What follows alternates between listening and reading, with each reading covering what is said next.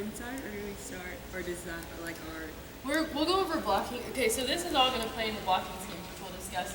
We're doing just regular. Probably everybody, for the most part. I know she doesn't, but most people do read blocking. And so I have them stand on arm length and just away, because what we want is a lot of times depending on the attackers, I'll give line because they have less room to hit. And like there are statistics that 30% of the time they're going to make it, 30% they're going to miss it, and then the other amount of time it's going to be an easy ball. So I give line a lot, and I have them take away the angle. So I have them stand a couple feet in, arms length away from the antenna on both pins when we're doing just regular bead blocking.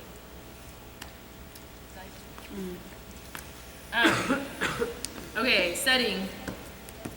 I'm going to tell you what I do with setting. Setting is my weakness. So if you guys want to chime in, you can. I feel like I have a pretty basic, like I know we've all talked about it, we teach the same things, but setting is probably the one thing that I don't know much. Like I don't have any cue words and details to give the setters, unfortunately. Lexi could probably tell you that because she was set. Okay, so feet are going to go left, right. When you're setting, we want to make sure that their feet are left, right, and that their right foot is keeping them from turning into the net. Okay, so we don't want them setting into the net because this is a hard set to make. They're going to be in the net. Ball's coming from this part of the court. So left, right. I always really continually being to my setters that I want you to be neutral anywhere you are on the court. So disguise is a big thing that I think that they need to work towards for the older ages. So at the younger ages, I want them to learn that when they go, that their hips aren't leading in any direction, that when their hands are touching the ball, that their shoulders and their hips and their legs are all neutral every single time, every single set. Once you touch the ball, then you can send, you can do whatever, but it's discreet. It's not I'm not coming to the ball approaching like this. I'm going to approach neutral, get my feet set, and then set the ball. I want to make sure that, okay, let's talk about hands and elbows. So hands, we talked about this a little bit this summer. There are different ways that people have we've talked about elbows out, elbows in. I think the most important thing is your hands, which I know that we all agree with this. We want our hands shaping the ball. Right, so we're going to make kind of a triangle. All 10 fingers need to be on the ball. So if your elbows are out, obviously this is not going to be a good touch. You can't get all 10 fingers on the ball. Your thumb's not there. If elbows are all the way in, this is pretty hard for some players unless you're a higher level player, because now you don't have as much grip on the ball, and it's going to come through and probably hit your head. So when you want hands, when I have my setters moving, I want them moving with their hands neutral, and then their thumbs are going to come to their hairline. So if the ball is going to miss, it's going to hit them right here on the forehead. And again, even with setters, when they start setting like this, their hips are going forward because my chin is up. So this also plays into not only blocking, but setting. So when they set, I want them neutral, and I want their chin down, and I want their eyes up to the ball. I like my setters to touch the ball nice and high, and then to redirect it in whatever direction that is. The younger ones are going to have to use more of their body and send the ball, and that's okay. There's nothing wrong with that. I know the trend is kind of getting high hands and just shooting it in one direction or the other. If you have a setter that can do that, that's amazing. A lot of setters can't do that, but I mean, like, that would be the ultimate goal. But most of our setters, they're going to have to use their elbows, and they're going to have to extend, and they're going to have to use their legs because they're a lot smaller, and we're not 18 all of us. So when you release the ball, your hands are going to be flat towards your target, wherever that is. So we don't want hands out. A lot of the younger ones like to set the ball and do this, and then now there's a nice, nasty spin on the ball. So touch the ball with all 10 fingers, release, hands to target. Let's see, Hillary. Hillary, what you got? Sub 1. A lot of times they use the word freeze. Anything else? Freeze? Freeze. So set the ball and freeze. Set the ball and freeze after you release? So instead of to get out of Yeah, this thing, that's set good. and freeze. Yeah, that's a good one. And those things are good too, because anytime, freezing is good with any skill really, because then it's going to show them afterwards what they're looking like at the end. So that's good, and that's something I haven't used that I'll probably have to use on the 11s. Okay, so a drill that I like to do with my setters is to, again, simplify things as much as possible, because when we put things together, it's just information overload. So I would have a setter, usually my setter would even sit right there. I want high fastness. So I don't want a lot of touch and go on the ball. I want them to quicken their hands as much as they can. So I'd have my setter sit at target. I'm just going to, it's fine, you can sit real tight. And I'm just going to have her put her hands up high, make sure her hands are in good position, and she's going to shoot that ball right back to me. So I know that my setters, that was right back to me. My setters last year, before before every practice we go through reps. I think especially, okay, this is something that I think is a really big deal, even though I'm not a huge setting coach. If your setters are not getting reps setting their offense every single practice, then you cannot expect them to deliver a consistent ball to their hitters. If you're trying to run a quick offense, but the ball's not consistent, it's hard. It is so hard to do, and the setters need reps. So it's really important that even though it takes time and it takes a coach, before every practice, if you have to have them come in early, have them come in early, but they need to be getting reps, setting your offense every single practice, and then you can work with them. Setters don't get near as many reps as some of the other players do, but they're a key player, right? They're running everything, so we got to make sure they get a lot of reps. So high hands. So we're taking away the feet, just high hands, nice touch on the ball, all 10 fingers. So I'm Sorry, Bob. So that's for hands. This is the other thing that I would do with them. Is I would have them start, and I'm just going to toss the ball, and I want you to run, and you're going to catch the ball high, but you're not going to set it. So now we're taking away the hands, and we're just looking at feet. So she's going to go, she needs to get feet to the ball, and she needs to make sure that when she touches that ball, she's loaded in neutral every single time. So back to target, same thing. So I'm going to have her running everywhere. A lot of setters, you'll see them start getting to where they're going to pull their hips forward, and you can at that point correct that and say, no, hips are neutral. The other thing I'd have them do is start from transition. And then they're going to run the target, and then they're going to go and they're going to try to get a ball. Okay, so you can play around with that a little bit. I think it's really good to make sure they're starting in their transition spot because if you're running a 5-1, you only have 3 rotations within the front. But even in serve receive, they're coming from backcourt. So make sure you're having them practice all of those things. Serve receive, there's going to be a rotation where your setters are stacking somewhere in this vicinity. There's going to be somewhere you might be stacking back. That's another thing to think about when you're repping out your setters at the beginning of practice. Have them practicing those things because that's something that even though they only have it in one rotation, I know we've gotten killed in that one rotation several times. It's cost us a game. So make sure that you're getting them reps coming from all areas of the court. Okay, that's it. Can anybody think of anything on? Did she cover squaring off to the target? Left, right. Hey, on the footwork stuff, we do a ton of footwork drills, but you want to make sure they get to the net every time. And one of the things I've been coaching lately is that you want to have your right foot behind your left foot, because your first step off is going to be with your left foot. And if you have your feet neutral, you tend to put your right foot behind you, which gives you a delay. But also, I don't know what the club rules will be this year, but your right foot tends to go under the net. Wait, so you mean whenever they're at the net, you have your right foot back? Yeah, and make sure they transition and they're open at least 45 degrees, if not 90, so they can go get any pass. Yeah, I mean, I guess that's probably y'all's call. I know that, again, I'm not a setting coach. I just know that we've always done left-right, so it's stopping that momentum from going to the net. But Right. you are right, that you have to the main step thing off you want the to start is field. you're going to start with your left foot. First step is to your left, and your last to your left, right. Yeah. And then everything else is going to be kind of between. And Yeah. then another thing that you really want to focus on is making sure that your setter is facing the pin. That you're what? So your setter is always facing the pin and always facing that location. Yeah. That's like huge, and that's what you don't see with a lot of kids that just wander off the net and they happen to be facing any direction. Yeah. It's all been with the sky sets. We're just the stuff where we'll actually call sets, trying to get them to be neutral. So we'll toss the ball and we'll either call a 4 or a C. Yeah. And we call it late, so that people who are throwing the chin in their hips, it drives you crazy. Yeah. But That's I'll good. talk to you about it. Yeah, no, that's good. I had that on my notes. I didn't go over that, so that's a good one. And then I also forgot to talk about closing or opening to your after you set. You got to release to your target. So if they're coming, and they're trying to set 4. Then what he's talking about is that you have to close your hips and your shoulders to your target, so you're getting it to where it needs to go. You can't be setting. You don't want our setters setting the ball off to the side. You want them in control of their body. That's a really big thing. Do I forget anything else? We do a little popcorn drill, like you're setting it right across from Tommy with 2 balls, and you roll one back and forth, and the other one you set back and forth, and you practice taking your hands from low to high. And the Yeah. same thing you're talking about. And it helps the Okay. kids develop the touch too. Yeah. And we actually do a regular popcorn drill where we stand up and roll the ball back and forth.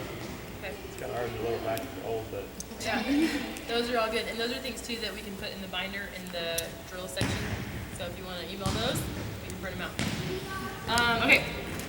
All right, that's good. Anything else I think it on that? said it for us. Okay. All right.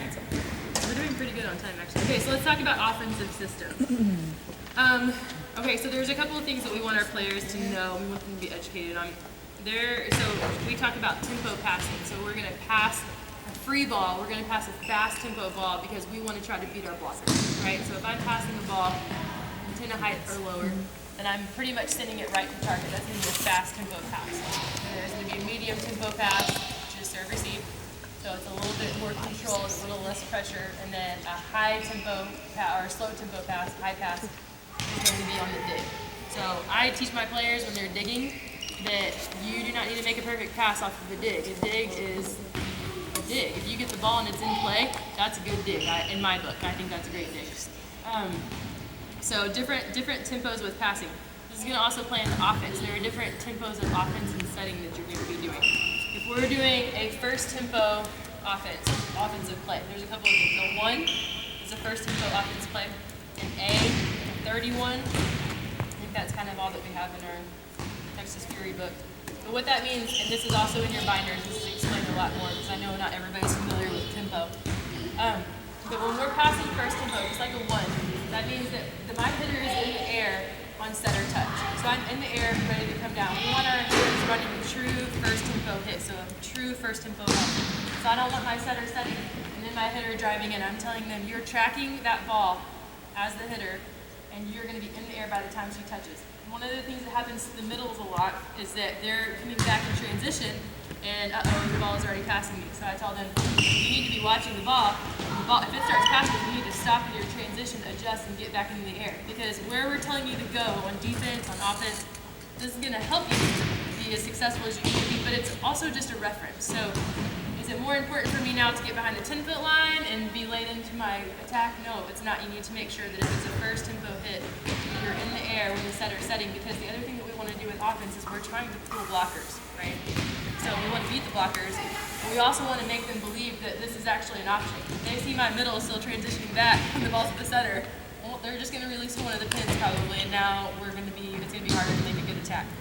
So first tempo, making sure hitters are in the air when the setter is touching. Second tempo, this is like a 32 slide. I usually run a second tempo, a hut.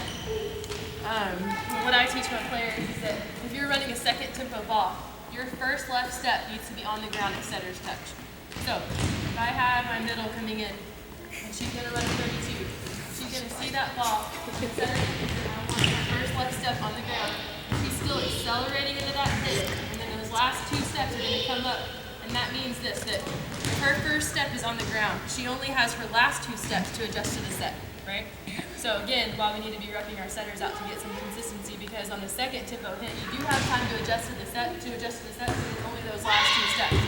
First tempo, you don't have any time to adjust to the set. It's just attacking it, and there has to be kind of a partnership between you and your setter.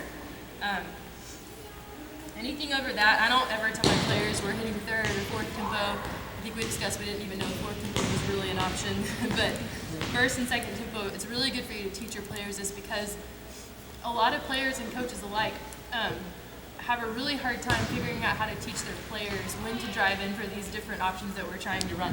So if you can categorize that in their mind and simplify it and say everything that we're doing that's first tempo, you're in the air when the setter touches the ball. Everything that's second tempo, that first left step has to be on the ground at setter's touch. It helps them go, oh, okay, I kind of get that. And it kind of helps them with their timing. If you're trying to coach each and every offensive play different, I mean, that's just, I don't even think I got that as a player, and I played for college, and at the end of it, I was still like, what is that? I don't know. So, I mean, I think it helps as a coach to teach them and to break it down. Okay, let's see. Let's talk about these sets really quick. So one, we all know one, you're going to be having your middle drive into the setter. There are a couple things that we talked about. What? Nothing. She was like, "Do you need some water?" My throat is drying out. Yeah. Wait. You're done with this, right? Yeah. This is all on tape. Okay, so we can be my setter real quick. This is kind of two where you can decide what you want to do. On the one, I know Nicole and I talked about this. She has her players driving in so that their left foot is next to their setter's left foot, and your shoulder is going to be open. Make sure that your hitters always have their left arm up, because it's going to give their setters a target, and you're coming in basically right on the setter. One of the things that's important again is that your hitters know where to plant their feet in relation to the setter and to the ball. Okay, so if you see your setter, Megan Sarah, everybody knows Megan Sarah, Jesus. I cannot get the girl to plant her feet behind the setter. She's like, and she has actually gotten a lot better. She like jumps backwards. Everything she hits is back here. Yeah. We've tried everything. But it's so she, until she figures that out, she can't be as good of a hitter Yeah. as she has to be. She's getting better, but I would have, for players like that, I would have them approach probably 100 times without a ball until they learn to plant their feet behind the setter, because they can't, we don't even need to talk about hitting a ball until you know where to plant your feet. So, one's making sure you plant close is one option. The other thing, I like my setters to set a couple feet away from them, so I have my hitters approaching about right here, because the reason I like this is because your middle blockers are going to line up on your setters most of the time, so this gives them some space. Also, this gives your hitters some space away from your setter. And if you have anything, I would say probably 15s and younger, I mean, there's just a lot of, we're still learning our bodies at that age, so we don't know where our body is all the time. So I don't like my players this close because they tend to like lie a lot. So I also coached at UMHB a couple seasons ago, and we did it this way there, and it was still successful at an older age. So in my mind, that confirmed that this is okay all across the board. And they did a good job with it. So I like them spaced away because of blockers and because it just gives them more of a range to swing the arm. They don't have to worry about coming down on their setter. The one thing we want is that if you're going to run a 1 and your setter gets a pass over here, we want to still maintain that space and make sure it's consistent so your hitter knows where to drive in every single time. And A is just a back one. Your right side can hit it, middles can hit it, whatever option you want to use. It's just a back one, same timing. 31. So whenever you see like 31, 32, anything like that, the 3 and the 31 is the zone on the net that you're approaching to. The 1 or the 2 behind it is the tempo.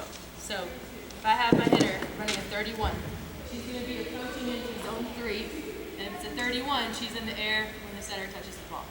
If it's a 32, she's still approaching to zone 3. Her left foot's on the ground, that setter's touching, and she has 2 more steps to adjust her hit. Okay.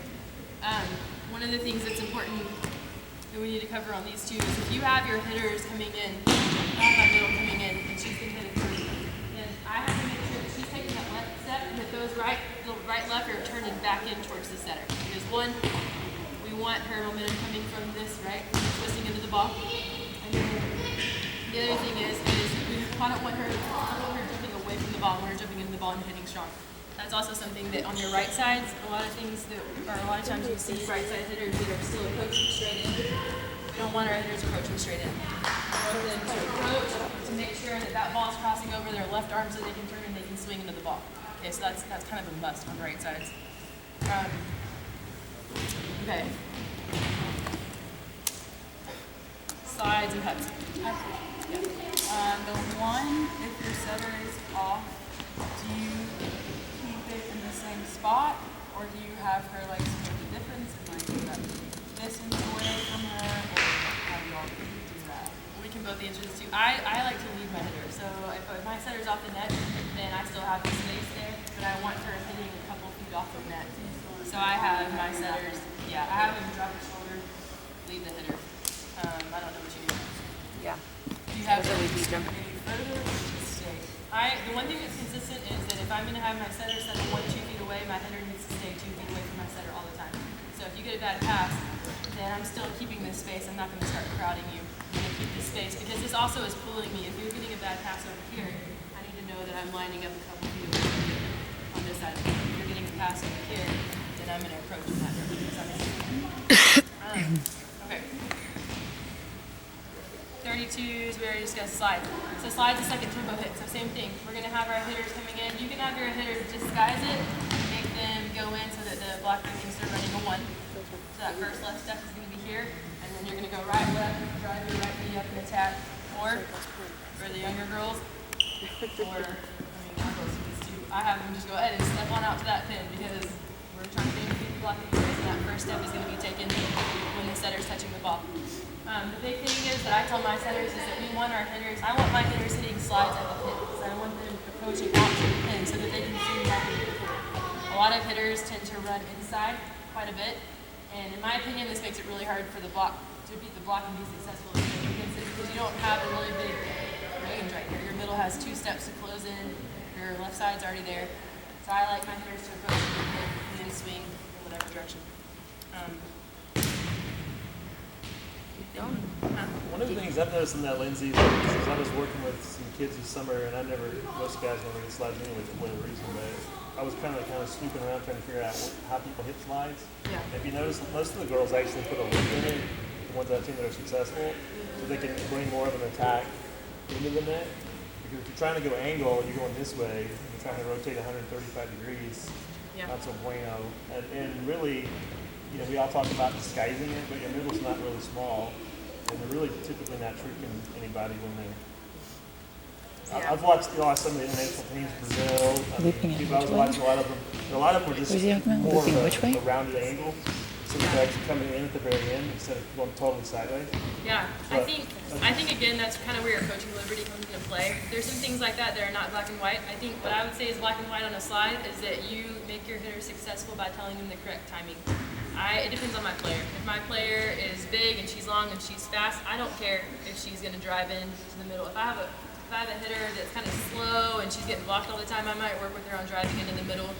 And if she has long legs and she can get out, if she's a short one, then if I have a short middle, I'm not going to have her coming in here and then trying to get out here because her legs aren't going to take her as far.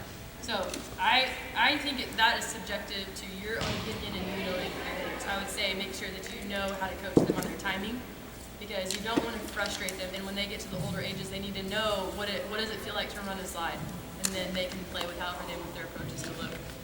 But I mean, play with it. Do whichever way you want. I don't think there's a right or wrong unless you guys do think there's right or wrong. We can do that. You're good. I mean, both too, right? I mean, they can learn both, and then depending on the blockers you have on the other side, whichever would work better for freezing for you. I think so. I think if you're working like what Tommy said, you'd be surprised at how many times it does hold that middle. So if it's working, that's fine. If you have players that it's too complicated for, I would throw it out the window because I would want them to hit harder more so than worry about. A lot of times you're going to run the slide with the rim of 5 1 seconds down the road. So you're trying to make the middle decide anyway. Right? I mean, a smart setter's going to watch them and play the middle anyway. So. Yeah. I don't know. I mean, again, I think. I spent some time thinking about it. I think maybe just try both. See what works for your team. You just got to know your team. Some players don't handle it. Some do. I think you guys know what we're coaching towards. So I would probably, for me as a coach, I would go ask Nicole, what are you running, and I would teach my players that so that they're ready for her. Another thing you guys might want to think about: know your coaches and know where you're heading and who are you training them to play for, and go ask them what are you wanting to run. So this training is trying to get everybody consistent, but there are things that we're going to do that are a little different, like blocking schemes, offensive schemes. So know the coach ahead of you and work as a club is what I would say on that one. Okay, let's go ahead and get into blocking schemes and systems. Okay, so these are the ones that are probably, I would say, the least familiar across the board for us. There's a few that I put in your binders, and it's read blocking, commit blocking, and bunch blocking. What you need to know as a coach is you need to know your team, what they can handle, what the age is. If they can take on things, and they're athletic, they can retain, they're smart, then I think it's good to teach them multiple schemes because you have different opponents. And so at that point now I have more weapons in my pocket to use against my opponent. If I don't feel like my team is there and it's not something that they have to know for next year, then you can kind of simplify and choose one. But it's up to you as a coach to decide what you want to do. So read blocking is the one that we were all talking about that's the most common. So that one you're going to have your outside blockers set up inside the pins about a foot or two, so they're going to be able to touch the pin with their hands. And what you're doing is you're just trying to form a two-person block, a 2-on-1 situation. So they're going to wait till they see the ball get to the setter's hands. They're going to see where that setter releases. They're going to front their hitter, and they're going to decide how they're going to get a two-person block. A lot of times you're going to have your outside double block with the middle. It doesn't have to be that way. You can switch it if you want, but a lot of middles, their natural tendency is to be able to swing or be swinging towards the right side of the court. So I like my left sides to come in. If I have a huge right side blocker and my left side doesn't get over the net for some reason, then I might change that a little bit. But again, that's subject to your team. There's something else I want to say about that. Isn't it also subject to the closing? Yeah, absolutely. I think so. And that's what, so commit blocking is the next one, and I'll get into that. Commit blocking is where if we have a team that we have a player that is killing us, generally in the middle, and they're running a lot of quick attacks, and I'm gonna tell my middle, your only responsibility is to one-on-one her. So wherever she goes on the net, I want you in front of her.